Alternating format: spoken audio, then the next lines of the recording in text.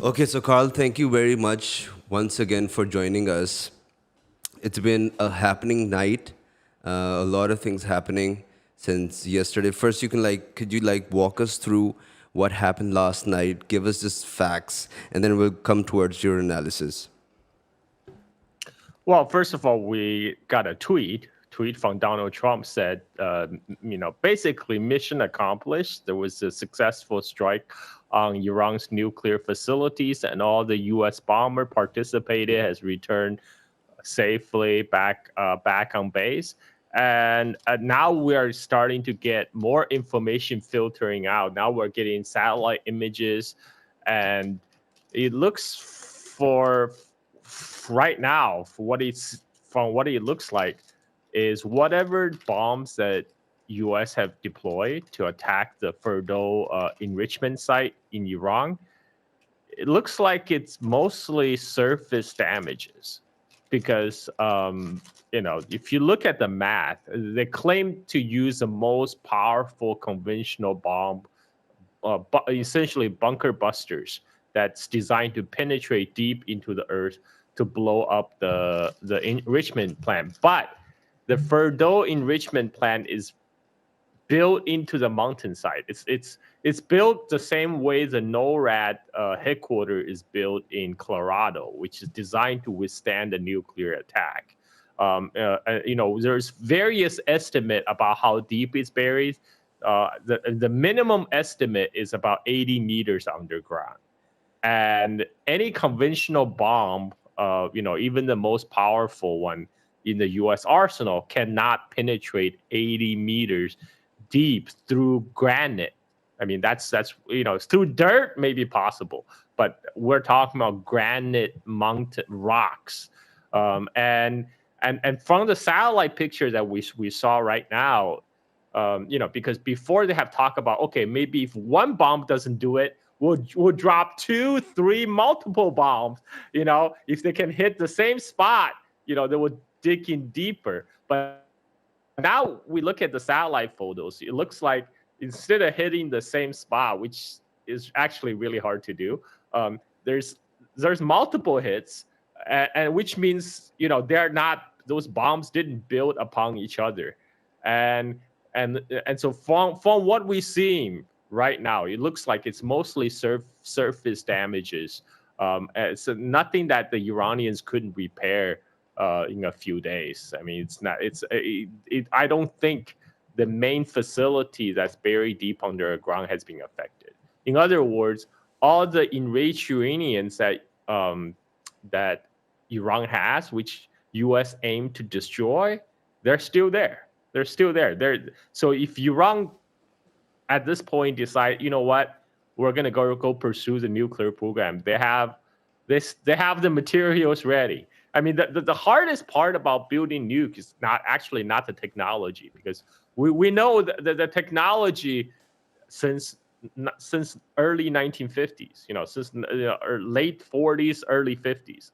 The hardest part about building nukes is getting the material, and before you know before Iran and United States had agreement during Obama years, where Iran will completely give up all its nuclear material. So all the uraniums that was produced in Iranian nuclear reactors for civilian use, they were to be shipped to France for storage, and then the France will process the uranium into fuel rod, supply them to Iran. So then Iran will use those fuel rod to supply their nuclear reactor, and at the end of which cycle they will end up with plutonium, and those plutonium will be handed over to Russia, again for Russia to dispose of. So Iranians will end up with no Iranians will end up with no uranium, no plutonium, other words, no material to make the bomb with.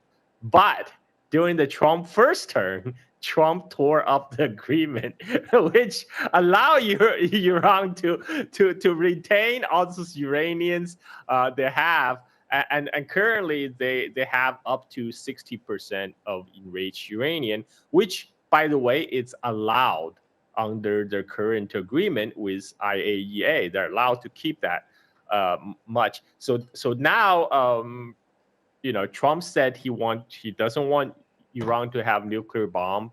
But guess what? When U.S. and Iran was trying to negotiate a deal, Israel attacked and took out all the Iranian negotiators because Israel does not want a deal. They just want war.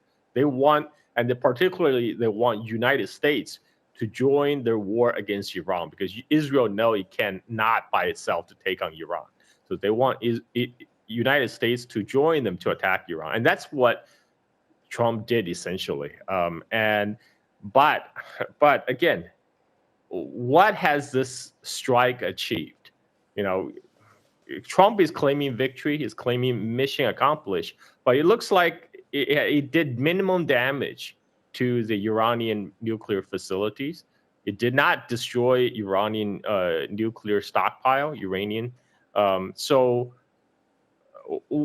all it did was it's a PR stunt. It's a PR stunt for Trump, for him, so he can claim victory. He can claim, oh, I did it. Give me my nuclear, give me my Nobel Peace Prize, right? I stopped Iran's nuclear program, which is bullshit. He did no such thing. But this provides an off-ramp potentially for all these the Israeli lobby and all the Zionist interests in the United States who have been pressuring him to do what Netanyahu wants, which is to drag the United States into the war directly against Iran. I mean, U.S. is already complicit in the Israeli attack because, according to Israeli media at least, they said that the whole negotiation was a ruse to lull Iranian leadership into a sense of false security, while Israel took them by surprise. And just before the Trump attack, Iranian delegation was in talk with officials from EU, to try to restart the talk. And then, Trump hit them. So the lesson is, do not trust the United States. Do not trust any of these kind of nuclear non-proliferation talk. And as I point out many times, just look at the example of the countries that voluntarily gave up their nuclear program. Look at Gaddafi. Look at Saddam. Look at what happened to them. And look at North Korea. Look at Kim Jong-un. Nobody is threatening to attack North Korea. Nobody is threatening to bomb Pyongyang because they actually have the bomb. The reason United States attack Iran is precisely because they do not have a working bomb.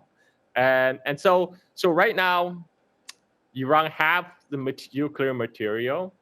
They have the technology. They also have the missile technology to basically capable of hitting Israel.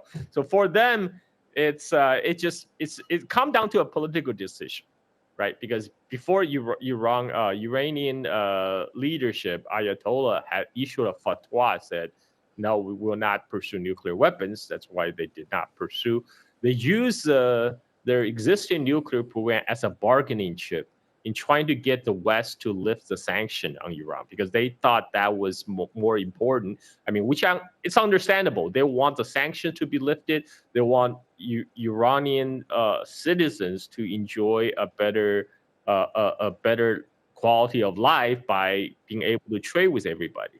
But the unfortunately fact is, that might be Iranian leadership's wish. That's not the wish of the United States and Israel, because their goal is to pursue war, to destabilize the Middle East, and to destroy Iran standing as a regional power, so Israel can run rampage throughout the region. So to that end, we know Israel very much wants United States to join. The question now is this it? Is Donald Trump going to do this and claim victory and stop right here, and then that's actually going to be good for Iran, because Iran on their own, they can deal with Israel. As we speak, just a few hours ago, there's already reports of Iranian retaliatory strike against Israel. We already saw hits in Haifa, in Tel Aviv, and in central Israel. And this is despite the fact that The Americans jumped in. Israel had claimed. Yeah, despite the fact that Americans jump in, despite the fact that Israel claimed they have hit the Iranian missile factory, missile launchers, whatever, Iran has kept up with a missile barrage. And this is something that Israel cannot compete with. And this is because despite the sheer fact that Israel has no strategic depth, it's a small sliver of land, whereas Iran is huge. You can bomb Tehran all you want, but there's rest of Iran, whereas Iran only have to concentrate on Tel Aviv, on Haifa, like. And so far, Iran hasn't even gone for the jugular yet. Yeah. Iran has carried out a very calibrated campaign to cause maximum pain, but not to force Israel to the brink of collapse. Because they know if they're going to collapse Israel, United States for sure will step in, because United States would not allow Israel to collapse. Yeah. So there's the question here. Yeah. Okay, so to that end, I would make the point that Iranian campaign has been calibrated and measured because, for one, they could have, but they did not attack a target. For example, Israeli water desalination plants, which provides somewhere between 80 to 90% of the fresh water in Israel. I mean, if Israel knocked that out, Israel will have serious problem. Without water, they're going to have serious problems. But so far, Iran has refrained from doing that. Iran could also attack Israeli nuclear power plant. You would have been fair target because you attack our nuclear facility. We could target your nuclear facility, right? And that would cause a huge problem in Israel. And so far, Iran has refrained from doing that because they know doing something like that will probably trigger a very strong U.S. response. So now we're going to have to wait and see whether Iran will take measure to retaliate for what United States did. Israel is probably hoping that Iran will do a strong response that will bring back the United States back in. But my educated guess is if Iran is going to retaliate, they will again do in a very measured and calibrated way. So they will probably go for the easy targets, which are the U.S. bases inside Syria and Iraq, because those bases are isolated. They're exposed. They're surrounded by many cases Iran-supported militias. So they're the ones that's easy picking. Whereas if Iran expands, the war to say the U.S. bases in Qatar or Bahrain, that might involve other countries like the Gulf countries. You'll definitely widen the scale of the war and closing down Straits of Hormuz and like that. So I don't think we're at that point yet. We're gonna have to see how Iran respond. But apparently, right now they choose to continue to target Israel, which is something Iran can very easily handle on their own. Israel cannot, is not gonna win this ladder of escalation versus Iran because we know Israel has been running out of missile interceptors. It's reported in Washington Post, Wall Street Journal. They say Israel will run out of interceptor missiles in less than 2 weeks. So as long as Iran can keep on the missile barrage, Israeli air defense will degrade over time. They will become less and less ineffective. From what we've seen so far, it almost looked like Israel already tried to ration their interceptor missiles. Because the first few days, Iran has sent over 400, hundreds of missiles, 200, 400 missiles. But the most recent wave, Iran sent only 40 missiles. But guess what? They just hit as much. They're just as much hits. So that means either Israel is trying to save on their missile interceptors, or they're running out, or in any case, Iranian missiles are finding targets, and as long as Iran can keep that up, can keep up the pressure, can keep up the missile barrage, there's nothing Israel could do. And the Yeah. difference between Israelis and Iranians is that most Iranians, they are gonna stay put in Iran, Yeah. whereas many Israelis that have multiple passports, so Yeah. they do have somewhere to go. Unlike their claim that, oh, we have nowhere to go. No, no, no, they have somewhere to go. And when the shit hits the fan, most of them will choose to get the hell out. They'll go to Europe, they'll go to United States, wherever the hell they come from, and and then you're gonna have a serious problem when you can't, because you cannot run a settler colonial country without settlers. When your settlers are leaving, that's not gonna work, and it's gonna be hard. And for when the shit hits the fan, which is increasingly that way for Israel, they can no longer maintain a normal life. Before they were having party right next to Gaza, right? And now they can't do that anymore because missiles are flying through the sky. Israel's economy was already on the brink of collapse because of their, they devote all the resources into commit genocide in Gaza. And so with this additional push of Iranian missile attack, they pretty soon normal life will be impossible in Israel, and a lot of these settlers will be forced to leave. Okay, so let's first unpack that an attack on a nuclear facility. Isn't that a crime? And what is the UN doing about this? Look, I mean, Israel, United States and Israel have never, have never paid attention about adhering to Geneva Convention, or, not committing. I mean, Israel is committing war crime on a daily basis, and they are documenting it themselves and uploading in on social media. We know a lot of their crime because they brag about it, openly brag about it, and post it on social media. So this is why I say, when they start crying about, oh, why Iranians are targeting our city center, civilian building. You know what? Nobody give a shit. Given what Israel has done in the last year, nobody give a shit. In fact, the world is cheering when Iran are raining Yeah, missiles down yeah. on Tel Aviv and Haifa. So nobody is gonna give a shit when they try to cry for sympathy. No, there's non-sympathy given, because most of the world will wish for these Israelis what those Israelis wish for Palestinians. So like they Israel. I mean, that's why I think if it's not for the fact of United States, I think if Iran did target Israeli water plant or nuclear power plant, I don't think the world will give a damn. I mean, like but so far, Iran has trying to play by the books. They have trying to stay away from hitting those critical infrastructures. Now that the US has jumped into this, what do you think Iran, where would you think Iran would attack? You have named some, but what would happen after that? What do you think would happen after that? And what do you think would happen in the near future? Do you think um, uh, the regional powers of this area, this region, how would they react? Would they be comfortable with this?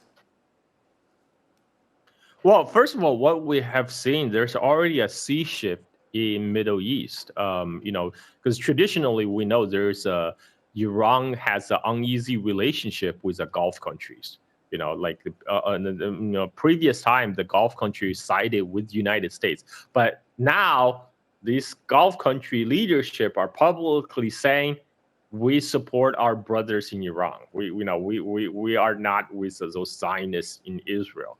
And one of the main goal of the United States since Trump's first term has been the extension of Abraham Accords, which is legitimization of Israel, recognition of Israel by the Arab country, by the Muslim majority country.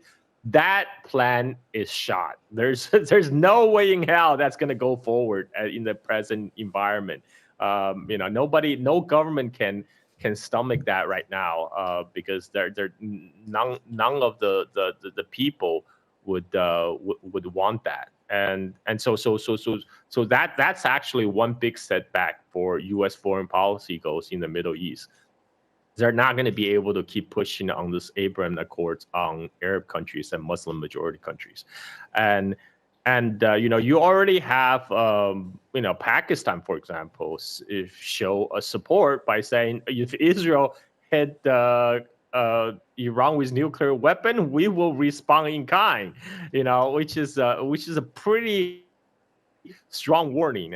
And this is so I think and keep in mind that Pakistan also is supported by both China and many Arab countries as well. So this is in a way, Pakistan is not merely speaking for Pakistan. It's speaking for a broader coalition of countries, because China and those Arab countries will have the back of Pakistan, and when Pakistan says we're going to stand up for Iran, that means Iran do have strong external support, and this is why I think it's Israel is not going to win a war of attrition with Iran. Like I saw a video recently of Israeli F-16 shooting down a Iranian Shahed 139 Yeah, drone exactly. Yeah. over the sky of Syria, and that was posted by Israeli side as great victory, but the Shahed drones cost anywhere from $20,000 to $40,000. The Python missiles that Israeli fired cost $400,000. Not to account for the fact that to keep the F-16 in the air, it costs a bundle per day, and we have some estimates saying like those interceptor missiles that Israel has fired for its Iron Dome, they're using up about $286 million a day. Okay, now people are saying, oh, it doesn't matter because it's not Israelis' money, it's Uncle Sam's money, and Uncle Sam can always print money. It's true, but the United States can print dollar as much as they want, but can you print missile production? That's the key, because United States have been so financialized. They can keep on printing money, no problem, but they don't have the industrial capacity anymore. United States keep on pride itself as, oh, we're the arsenal of democracy during World War II. Well, guess what? This is not World War II anymore. Back in 1950, United States accounted for 50% of the manufacturing in the world, because the rest of the world has been devastated by war. Today, that's no longer the case, and a lot of the manufacturing capacity has already been shipped by the Wall Street to East Asia since 1970s. It's 40 years of deindustrialization and hollowing out of the manufacturing capacity in the United States is now finally biting the military industrial complex in the United States in the ass. To the point where U.S. right now is going to South Korea and Japan for help for naval buildup against China. That's how bad it got. And one of the critical piece of the U.S. Military industrial complex is they rely on rare earth that's exported from China. And China has put a restriction on rare earth export since last year. So right now, anybody who want rare earth exports from China, they will have to they have to write an application to the Chinese Commerce Ministry to apply. And so far, as a result of the talks to resolve the tariff war in London, China has agreed to grant export license for several U.S. car makers for those critical minerals for 6 months. But China didn't say anything about granting export license to Lockheed Martin. So Lockheed Martin, they're still not getting their Sumerian imports from China because, I'm sorry, you're not gonna build more missiles and F-35s at this point. Any ones that you used up, all those missiles are being depleted on a daily basis to stop the Iranian missile strike on Tel Aviv, they're going to have a hard time to replace them. And they have already been depleted a lot in the Ukraine war, and now the Israeli operation in Gaza, and now in against Iran. So this is why the missile shield over Israel, which is the most comprehensive, missile shield in the world, because it's not just Iron Dome, it's also the United States THAAD system and all the U.S. Aegis system from the U.S. Navy that's parked in the Red Sea and the Mediterranean. And even countries like Jordan, right? They're all trying to shoot down missiles coming from Iran toward Israel. And after all that, Iranian missiles still lands in Tel Aviv, in Haifa, and so they can't keep this up. So Because, what? as I said before, any missile shield system, as long as you have enough missiles, you can overwhelm it. Because what you're doing is you're trying to use bullet to shooting down bullets. But if the other side rain down bullets from the sky, you're just gonna totally overwhelm you. And as far as we have seen right now, Iran hasn't slowed down on their missile barrages, and I think they have built up thousands of missiles over past decades, and once Israeli interceptor missiles are depleted, guess what? That means all the older missiles they have will also be effective again. They have missiles that's been in storage for like 20, 30 years. Now they can lob them against Israel. And this is why Israel now is trying to decide, okay, should we use our missile interceptor or should we save them for something important? And now they're coming to that kind of a juncture of decision. So this is not, Israel is not in a good place right now. And this is why they're so desperate to have United States so-called finish the job for them. But if only thing Trump is going to do this kind of symbolic strike, we have precedents for this, because in the Trump first term, Trump launched cruise missile strike against Syria, right? And at that time, it was also like a spectacular, like CNN special, like you have CNN anchors say, "Oh, this is the most patriotic moment when I saw this cruise fly from the U.S. warships." But again, it's PR stunt. It barely dented, it barely changed the facts on the ground. And this is the same applied to the most recent attack against Iran, because it does not accomplish their aim of regime change. Iranian government is still intact despite all these assassination attempts by Israel, because Iran has a lot of people. They have no problem replacing their leadership, and the fact that they can keep the missile barrages against Israel even after like their top military leadership have been assassinated, that tells me they already have this contingency plan in place. That they just had to follow up the plan. They didn't have to like come up with time to devise a new plan. They already have a plan. They just got to execute it. So it doesn't matter. Even if they have to replace a couple people in the top, it's fine. They keep the machine running. And so even if Israel were able to assassinate a couple leaders, that doesn't make a difference, because Iran is a country of 92 million people, and they have plenty of talent. Whereas Israel, they only have 9 million people. So that's a big difference. Yeah, and the fact of the matter is, they still have the equipment, as you say. They still have the knowledge. The regime is still there. This attack would only like instigate them in a different way. What else does Iran have on their menu that they use on Israel? It's the Fateh 1 and 2, the missile Fateh 1 and 2. What else do they have? And what about their Air Force? Well, we are actually, Iran has only started to use their more advanced missiles.